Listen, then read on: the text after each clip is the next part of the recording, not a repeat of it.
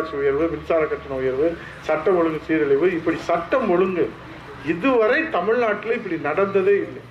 இன்னைக்கு திமுக அரசு நெருக்கடியில் இருக்கிறது. இன்னைக்கு ஸ்டாலின் நிதி ஆயோக் கூட்டத்துக்கு போகிறார். ஒரு முதலமைச்சர் போகணும், வேணான்னு சொல்லலை. ஆனால் இதே முதலமைச்சர் ஸ்டாலின் அவர்கள் கடந்த ஆண்டு நான் நிதி ஆயோக் போக மாட்டேன், தமிழ்நாட்டை புறக்கணிக்கிறார்கள் என்று வீரவசனம் பேசினார்.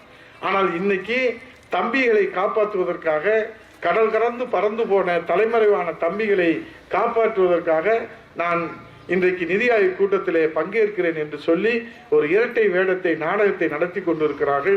ஆகவே ஸ்டாலின் கருணாநிதியினுடைய நாடக கம்பெனிக்கு முற்றுப்புள்ளி வைக்கின்ற வகையிலே காலையிலே 1 மணி நேரம், மாலையிலே 1 மணி நேரம் உங்களுக்கு ஓய்வு கிடைக்கிற போதெல்லாம் மக்களை சந்தித்து இந்த நிலை மாற வேண்டும், இதற்கு புரட்சி தமிழ் ஐயா எடப்பாடியார் முதலமைச்சராக வர வேண்டும் என்று சொன்னால், இந்த உசிலம்பட்டி தொகுதியில ஒவ்வொரு வாக்குச்சாவடியிலும், இந்த உசிலம்பட்டி ஒன்றியத்திலே அண்ணா உதயகுமார் அண்ணா, நீதிபதி அண்ணா, மகேந்திரன் அண்ணா, தன்ராஜ் அண்ணா, நம்முடைய பொறுப்பாளர்களிடத்திலே நாங்கள் உறுதியாக சொல்லுகிறோம்.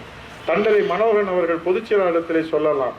வருகிற 2026 சட்டமன்ற தேர்தலிலே எத்தனை கட்சிகள் வேண்டுமானாலும் போட்டியிடட்டும், எத்தனை வேட்பாளர்கள் வேண்டுமானாலும் உசிலம்பட்டியிலே போட்டியிடட்டும், எத்தனை சின்னங்கள் வேண்டுமானாலும் போட்டியிடட்டும், ஆனால் புரட்சி தமிழ் ஐயா எடப்பாடியார் முதலமைச்சர் அணியை அமர்த்துவதற்கு இரட்டை இலையை என் உழைப்பால் முதல் இடத்திற்கு நான் கொண்டு வருகிறேன் என்கிற அந்த உறுதியை நீங்கள் மனதார ஏற்றுக்கொள்ள வேண்டும்.